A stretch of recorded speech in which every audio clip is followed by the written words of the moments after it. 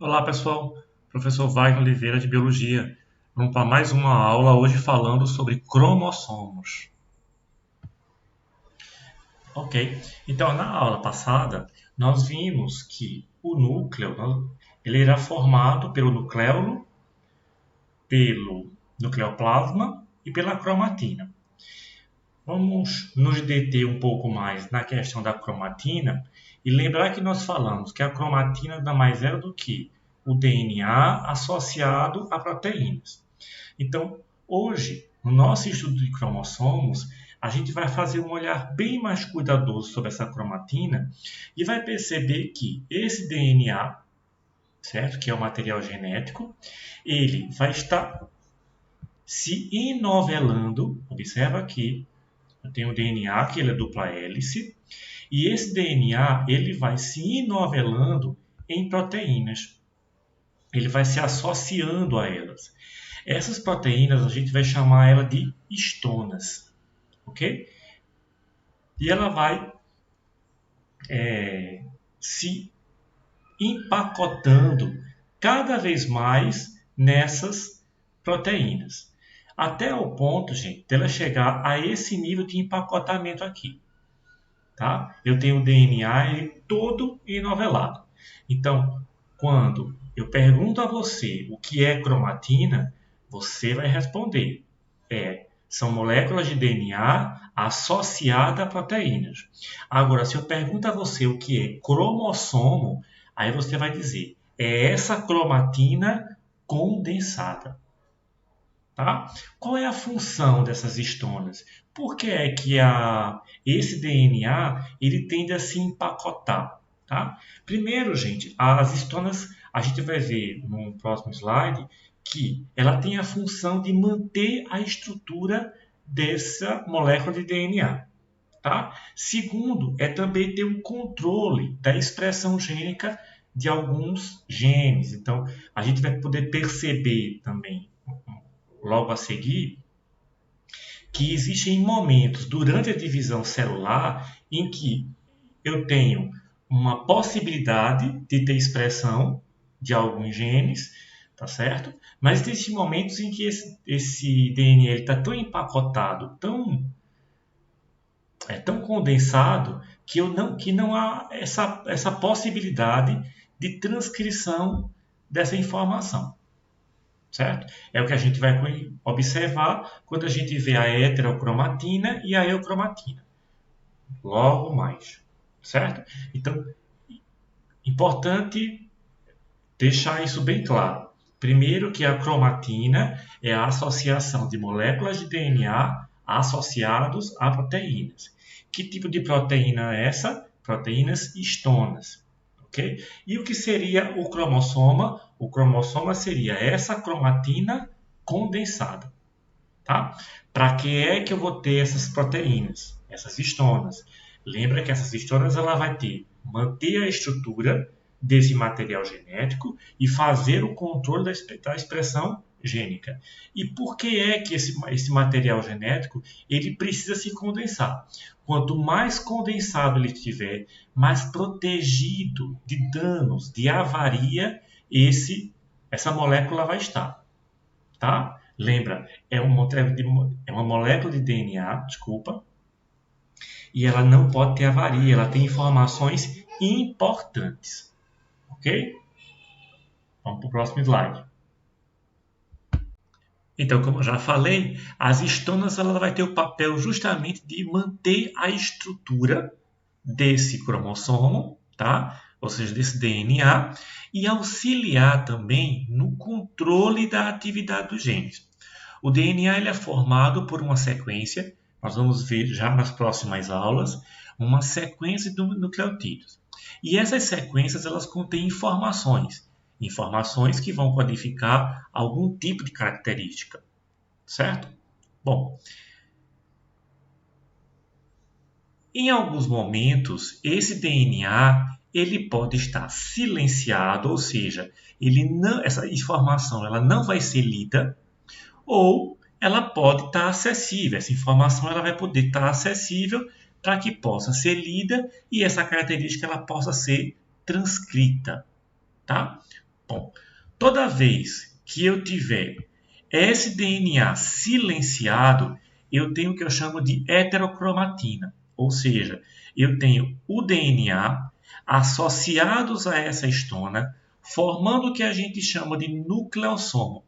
Só que essa heterocromatina, esse nível de condensação, ele é máximo e não permite brechas para que esse DNA ele possa ser transcrito, ok?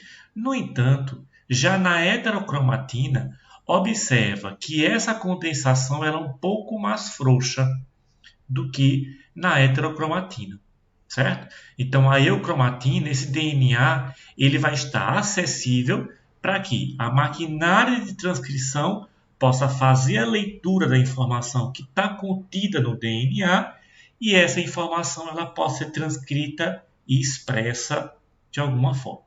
Ok? Observa que o nível de condensação na heterocromatina é menor do que na heterocromatina, certo?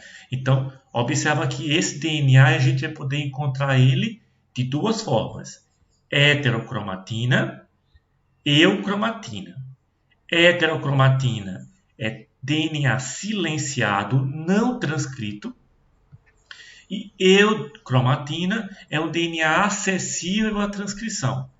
Esse aqui é mais condensado, esse aqui é menos condensado. Então, nesse sentido, essas histonas, ela vai estar fazendo esse controle da expressão gênica, ok? Quanto mais condensado, menos expressão. Quanto menos condensado, mais expressão. Bom, em relação aos cromossomos, é importante também a gente saber que existem algumas regiões importantes a serem consideradas. Tá? A primeira região é o que a gente chama de centrômero. Então, observa a seta aqui. Então, essa região aqui, mas vamos colocar no meio, né? Na verdade, ela é uma região de constrição do cromossomo, tá bom? Ela vai permitir que as cromátides elas tenham uma conexão, um contato maior. O centrômero também ele vai estar envolvido na orientação desse cromossomo durante a divisão celular. Então, é ele que vai estar também orientando o que a gente chama de fuso mitótico. Nós vamos entender o que é fuso mitótico na próxima aula, quando nós vamos falar sobre divisão celular.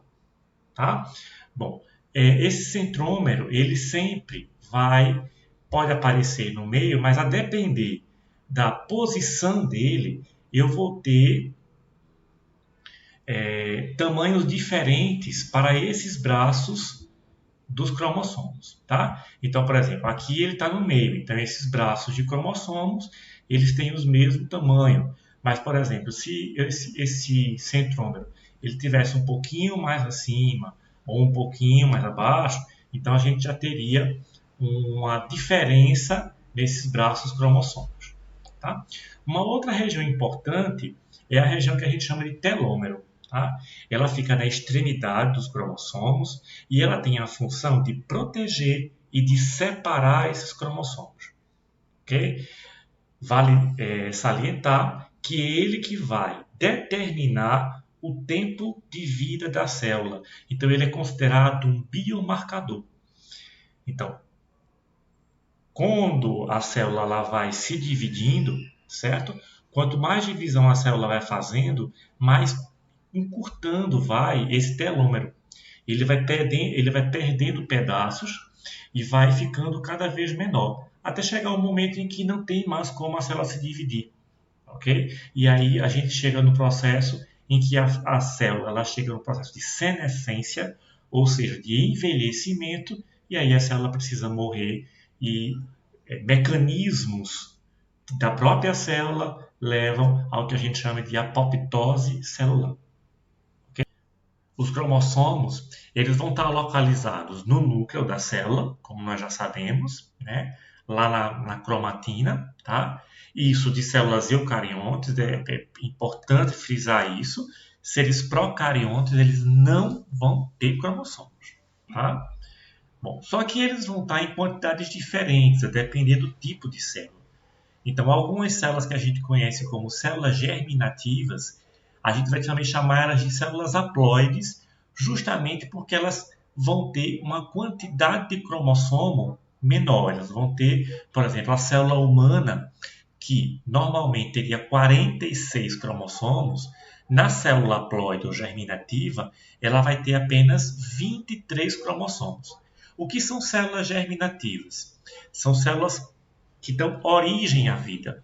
Tá? Então, o espermatozoide, no caso do sexo masculino, e o óvulo, no caso do sexo feminino, nós temos aí células haploides, são células germinativas e elas vão conter 23 cromossomos.